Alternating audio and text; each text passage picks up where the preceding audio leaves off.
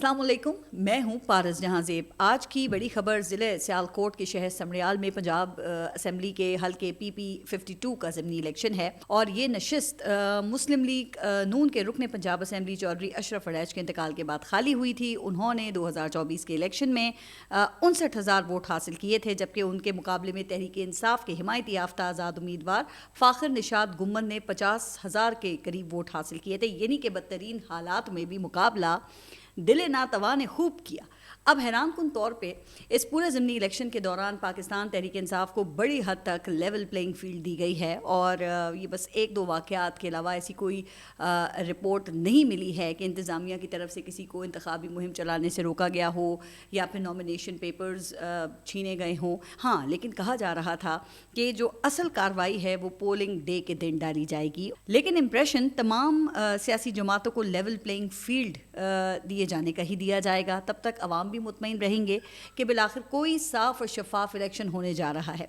अब पाकिस्तान तहरीक इंसाफ और Pakistan peoples party का दावा यह है कि असल कार्रवाई आज यानी कि पोलिंग डे के दौरान डाली गई और समरियाल के इलेक्शन में धांधली हुई है। वैसे ये इलेक्शन मुस्लिम लीग नून और पंजाब हुकूमत के लिए तो जीने मरने का सवाल बन गया था, चूँकि अगर मुस्लिम लीग नून ये इलेक्शन हार जाती है तो फिर वज़ीर आला पंजाब का सारा सॉफ्ट इमेज और तरक्याती दावे वो धड़ाम से गिर जाएंगे।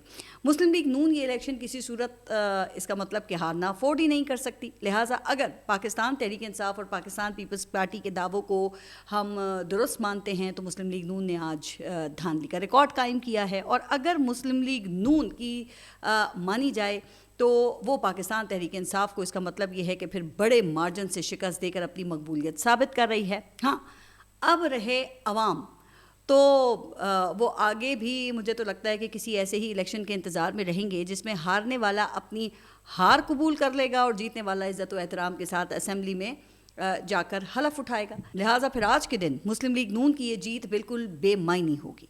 अच्छा, अब ज़रा आगे बढ़ते हैं। आपने नीरो की कहानी तो सुनी होगी। वो रोम का बादशाह था। जी हाँ, वही रोमन सल्तनत जिसकी सरहदें दुनिया में खुशकी के एक सिरे से दूसरे सिरे तक मौजूद थी।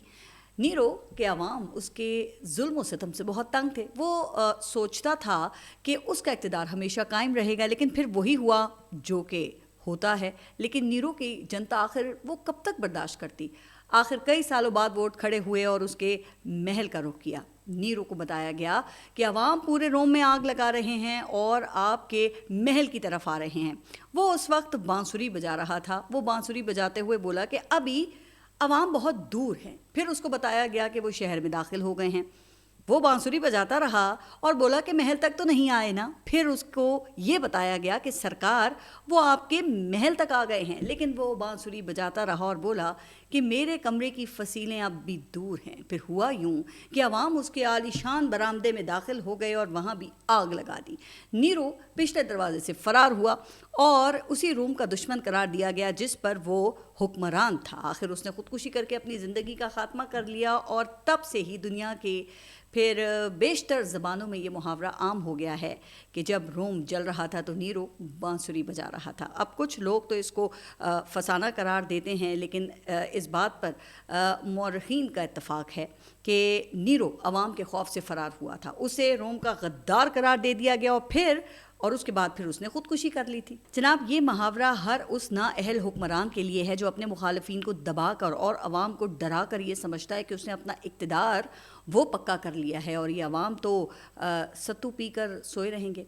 वैसे ये नीरो बड़ा बज़ाहिर ज़हीन था। जैसे ही कुर्सी मिली पहले दिन ही समझ गया कि ये जो अवाम है इसको कैसे संभालना है और संभालने का एक ही तरीका है और वो क्या है, वो ये कि इनके सवालों को जुर्म बनाओ, इनके एहतजाज को बगावत करार दो और इनके ख्वाबों को दहशतगर्दी का लेबल लगा दो। और हाँ, सबसे अहम काम ख़ुद को मज़लूम ज़ाहिर करना और अवाम को एहसानमंद रखना।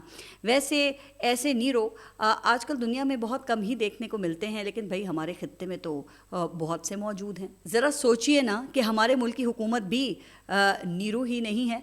हमारे वज़ीर आज़म भारत से जंग जीतने पर क्रेडिट लेके बगले तो बजा रहे हैं और पूरी दुनिया में फिर रहे हैं, लेकिन उनके पीछे پاکستان جل رہا ہے۔ 2 روز پہلے بھارتی پراکسی BLA کے دہشت گردوں نے کوئٹہ سے 200 کلومیٹر دور بلوچستان کے سوراب شہر پر حملہ کر دیا اور انتہائی کوالیفائڈ اسسٹنٹ کمشنر ہدایت اللہ بلیدی کو شہید کر دیا۔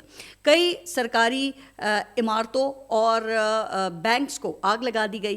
اب دہشت گرد تو پھر دہشت گرد ہیں، ان کے لیے تو حکومت میں شامل پنجابی، بلوچ، پشتون یہ سبھی برابر ہیں۔ ان کے نزدیک عورتوں اور بچے جو ہیں وہ ان کے دشمن ہیں۔ وہ تو کبھی خضدار میں اسکول بس کو اڑا کر بچوں کو شہید کریں گے، کبھی شہروں کے اوپر حملہ کریں گے۔ لیکن حضور یہ بتائیے کہ آپ کیا کر رہے ہیں؟ آپ کی تو اسٹیبلشمنٹ سے بڑی تاریخی انڈرسٹینڈنگ ہے نا، تو پھر کیوں نہیں ان حیوانوں کا خاتمہ کرتے؟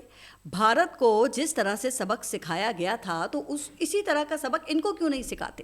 جس طرح سوات اور وزیرستان سے دہشت گردوں کو بھگایا گیا تھا، بلوچستان سے آخر کیوں نہیں بھگاتے؟ آخر یہ کب تک ہم بلوچستان سے ایسی ہی خبریں سنتے رہیں گے اور آپ کوئٹہ کے محفوظ مقام پر بیٹھ کر یہ کہیں گے کہ ہم بدلہ لیں گے اور آخری دہشت گرد کو بھی نہیں چھوڑا جائے گا؟ پھر جس طرح بھارت کی طبیعت تو ہم نے صاف کر دی ہے، اور اتنی صاف کر دی ہے کہ پہلے تو صرف دنیا کا میڈیا بھارت کی شکست کی داستان سنا رہا تھا، اب بھارت کے فوجی افسران نے خود اپنی شکست کو تسلیم کرنا شروع کر دیا ہے۔ اب یہ جو بھارت کے چیف آف ڈیفنس اسٹاف انل چوہان ہیں، انہوں نے بلوم برگ کو انٹرویو دیا ہے اور اس میں انہوں نے اس بات کو تسلیم کیا ہے کہ پاکستان نے ان کے جہاز گرائے، اگرچہ انہوں نے تعداد کے حوالے سے پاکستان کے جو دعویٰ ہے اس کو غلط قرار دیا ہے، لیکن بھئی دنیا تو مانتی ہے کہ پاکستان نے بھارت کے 3 رافیل سمیت 6 جنگی جہاز مار گرائے تھے۔ یہ بہت بڑا اعتراف ہے۔ ویسے مجھے تو یہ سمجھ نہیں آتی کہ انل چوہان کو بھارت کا یہ چیف آف ڈیفنس اسٹاف بنایا کس نے ہے؟ اب آپ دیکھیں نا کہ یہ موصوف فرماتے ہیں کہ پاکستان نے ہمارے کتنے جہاز گرائے، اس کی اتنی اہمیت نہیں ہے، بلکہ پاکستان نے کیوں گرائے یہ اہم ہے، اور ہم نے اب اپنی غلطیوں کو سدھار لیا ہے۔ ویسے یہ چیف آف ڈیفنس اسٹاف ہے یا کوئی کمیڈین ہے؟ یعنی کہ ان صاحب کے نزدیک جہاز کا گرنا یہ معمولی سی بات ہے، پھر اسی لیے تو رافیل کے شیئر راتوں رات آسمان سے زمین پر گر پڑے، کیونکہ اتنے نکمے اور نااہل افسران بھارت کی سینا چلا رہے ہیں اس وقت۔ دلچسپ بات یہ ہے کہ یہ جو جنرل چوہان ہیں، انہوں نے امریکی صدر ٹرمپ کے اس دعوے کو بھی رد کر دیا ہے کہ امریکہ نے دونوں ایٹامک پاورز کے درمیان ممکنہ ایٹمی جنگ کو روکا تھا، بلکہ یہ جنرل چوہان کے مطابق یہ دعویٰ غیر حقیقی ہے کیونکہ دونوں ممالک ایٹمی ہتھیار استعمال کرنے کے قریب نہیں پہنچے تھے۔ اچھا جی، تو بھائی آپ کو کس نے منع کیا تھا؟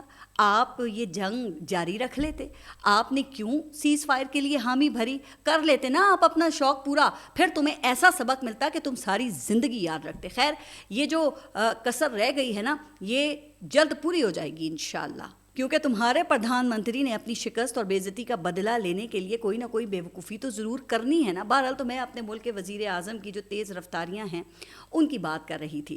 تو وزیر اعظم شہباز شریف صاحب، آپ نے پاکستان کا بیانیہ پوری دنیا کو بتا دیا ہے، مبارک ہو۔ پاکستان کی ترکیہ اور آذربائیجان سے دوستی کی تصاویر دیکھ کر بھارت تو جل بھن گیا ہے، مبارک ہو۔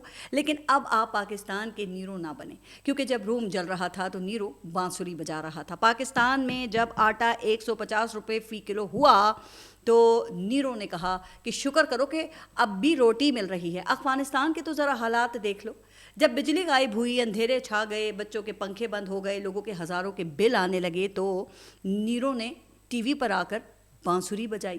قوموں کو آزمائشوں سے گزرنا پڑتا ہے، قربانی دینا ہوگی۔ پھر جب مہنگائی نے غریب کا آٹا، چینی، سبزی اور آخرکار صبر بھی نگل لیا، تو نیرو نے قوم سے خطاب کیا کہ ہم نے کشکول توڑ دیا ہے، اب دنیا ہم پر اعتماد کرتی ہے۔ پھر جناب ہمارے نیرو کے ارد گرد تو ایسے درباری بھی موجود ہیں نا جو نیرو کو بتاتے ہیں کہ سر واہ، آپ کیا زبردست کام کر رہے ہیں، واہ سر آپ کا کیا ویژن ہے۔ اور وزیر اعظم صاحب یہ جو تعریفیں ہیں ان کو بالکل ایز اٹ از اسٹیبلشمنٹ تک پہنچا دیتے ہیں کہ میں جو بھی آج ہوں وہ صرف آپ ہی کی وجہ سے ہوں۔ پھر یہ جملہ بھی بار بار TV channels, YouTube channels پر سرکاری بیانیے کے طور پہ طوطے کی طرح دہرایا جا رہا ہے کہ عمران خان کی کہانی تو ختم ہو گئی ہے اور وہ ڈیل کے لیے اس وقت منتیں کر رہے ہیں۔ کہیں یہ نجومی نما درباری اسے اگلا باپ قرار دے رہے ہیں، کہیں یوٹیوبرز کہانی سناتے ہیں کہ خان صاحب تھک چکے ہیں، اب ان کا جو بیانیہ ہے وہ فیل ہو چکا ہے، اور کہیں کہیں تو ایسا امپریشن دیا جاتا ہے کہ جیسے انہیں سیاست سے ہی ریٹائرڈ قرار دے دیا جا رہا ہو۔ لیکن حضور، یہ جو عوام ہے نا، یہ بڑی ہوشیار ہے۔ یہ وہی عوام ہے جو اب چہروں سے بہت اچھی طرح سے واقف ہو چکی ہے۔ انہیں معلوم ہے کہ کون سچ بول رہا ہے اور کون صرف پیسے پر اپنی وفاداری بیچ رہا ہے۔ انہیں معلوم ہے کہ جیل میں بیٹھا شخص حق کے ساتھ کھڑا ہے، جبکہ جو وزیر اعظم ہاؤس میں بیٹھا ہے نا، وہ صرف جی حضوری کر رہا ہے۔ کہا یہ جاتا ہے کہ عمران خان کو بدنام کرنے، جھکانے اور توڑنے کی جتنی بھی کوششیں اب تک کی گئی ہیں نا، شاید ہی بھٹو کے بعد پاکستان کے کسی بھی سیاسی لیڈر کے ساتھ ایسا نہیں ہوا ہوگا۔ اب یہ 200 سے زائد مقدمات ہیں ان پہ، دہشت گردی کے الزامات، عدت جیسا وہ بیہودہ مقدمہ، الیکشن سے باہر کرنا، جیل میں قید، میڈیا پر مکمل بلیک آؤٹ، پھر پارٹی کو توڑنا، کارکنان کو گرفتار کرنا، ذاتی حملے کرنا، کردار کشی۔ لیکن عمران خان اب بھی جیل میں بیٹھا ہے اور فی الحال تو اس کی زبان پر یہی الفاظ ہیں کہ میں ڈیل نہیں کروں گا اور معافی بھی نہیں مانگوں گا۔ اور جب بات میاں محمد نواز شریف کی ہو تو راتوں رات عدالتیں کھل جاتی ہیں، وطن واپسی سے پہلے ہی انہیں ضمانت مل جاتی ہے، اور 5 سال سے لٹکے جو مقدمات ہیں ان کی اچانک تاریخیں لگنے لگتی ہیں۔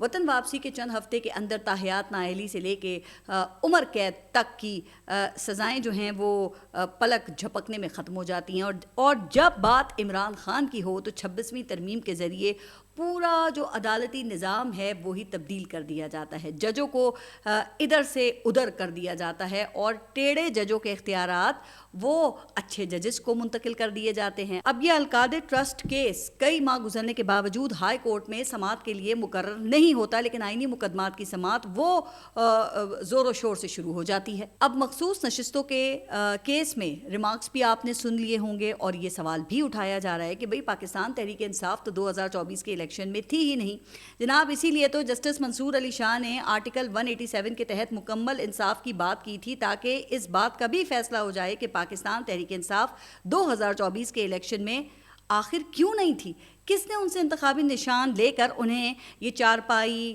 آلو، ٹماٹر، انڈے، بینگن اور یہ کڑائی جیسے انتخابی نشانات پر الیکشن لڑنے پر مجبور کیا، اور ان کے آزاد اراکین کو سنی اتحاد کونسل میں کیوں شامل ہونا پڑا۔ آپ صرف اسی وقت مخصوص نشستوں کے کیس میں انصاف دے سکتے ہیں جب آپ مکمل انصاف کی طرف جائیں گے، ورنہ بظاہر تو آپ کا آئینی نقطہ درست ہے کہ جناب پاکستان تحریک انصاف 2024 کے جو الیکشن تھے اس کا حصہ نہیں تھی، اس لیے یہ مخصوص نشستیں یہ پاکستان تحریک انصاف کا حق ہی نہیں ہیں۔ اور بظاہر مقدمے کی کارروائی دیکھ کر لگتا بھی یہی ہے کہ پاکستان تحریک انصاف کو یہ آئینی نکات اٹھا کر مخصوص نشستوں سے محروم کر دیا جائے گا، اور یوں حکمران جماعت کو ایک مرتبہ پھر 2/3 میجورٹی حاصل ہو جائے گی، اور اس مرتبہ پھر وہ 27ویں آئینی ترمیم کے لیے نہ بندے خریدنے کی ضرورت ہوگی، نہ کسی رکن پارلیمنٹ کو ہراساں کرنے یا غائب کرنے کی حاجت ہوگی، بلکہ بہت سے اراکین پارلیمنٹ جو ایسے موقع پر خود ہی غائب ہو جایا کرتے ہیں وہ بھی سکھ کا سانس لیں گے، اور ان کو بخوشی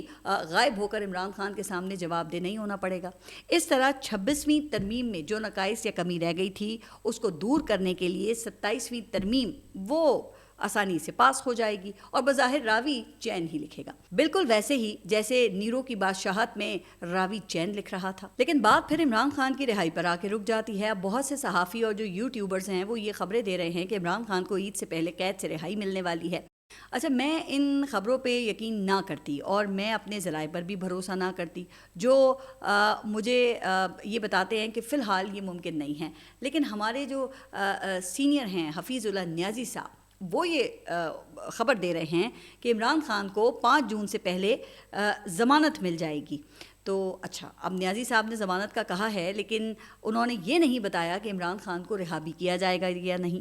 جناب، یہاں تو درجنوں نہیں، یہ سینکڑوں مقدمات ہیں، صرف 9 مئی کے ہی آپ دیکھ لیں کہ کئی مقدمات ہیں جن میں گرفتاری ڈالی جا سکتی ہے۔ اچھا، اب اس کی ایک وجہ یہ ہے کہ میں کیوں ایسا سمجھتی ہوں، کیونکہ اس پورے نظام کا انحصار ہی عمران خان کے جیل میں رہنے پر ہے. سب کو معلوم ہے کہ جو ہی عمران خان جیل سے باہر آئے گا یہ نظام یہ دھڑم سے گر جائے گا. اب یا تو عمران خان بھی میاں نواز شریف کی طرح اس نظام کی گارنٹی دے دے اور 5 سال کے لیے بنی گالہ میں وہ خاموشی سے بیٹھ جائیں, خاموشی اختیار کر لیں یا جلا وطن ہو جائیں, تب تو ان کی رہائی ممکن ہے. لیکن اس کے لیے بھی پہلے انہیں 9 مئی کے جو واقعات ہیں ان کے اوپر معافی مانگنا ہوگی, جس سے وہ تاحال تو انکاری ہیں کیونکہ یہ ان کی سیاسی موت بھی ہو سکتی ہے.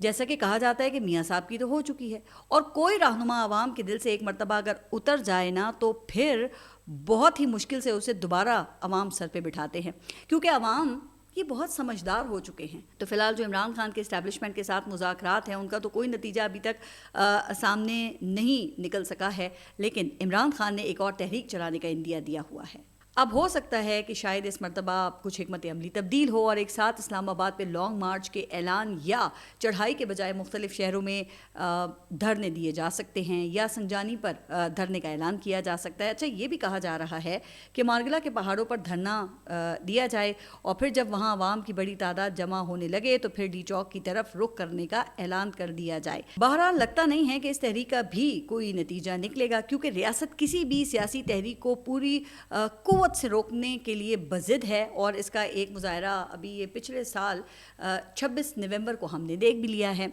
تو میں ذاتی طور پر یہ سمجھتی ہوں کہ اب دونوں فریقین کو کچھ لو اور کچھ دو کی بنیاد پر ہی مسائل حل کرنے ہوں گے. اچھا, حال ہی میں امریکی پاکستانی ڈاکٹرز اور بزنس مین کا وفد بھی پاکستان آیا ہوا ہے. انہوں نے عمران خان سے اڈیالہ جیل میں ملاقات کرنے کی بھی کوششیں کی ہیں, لیکن ان کو اجازت نہیں مل سکی ہے. تو اب خبریں یہ ہیں کہ شاید یہ پاکستان میں اپنا قیام بڑھانے جا رہے ہیں اور یہ عمران خان اور اسٹیبلشمنٹ دونوں کو اپنے موقف میں نرمی لانے پر قائل کرنے کی کوشش کر رہے ہیں.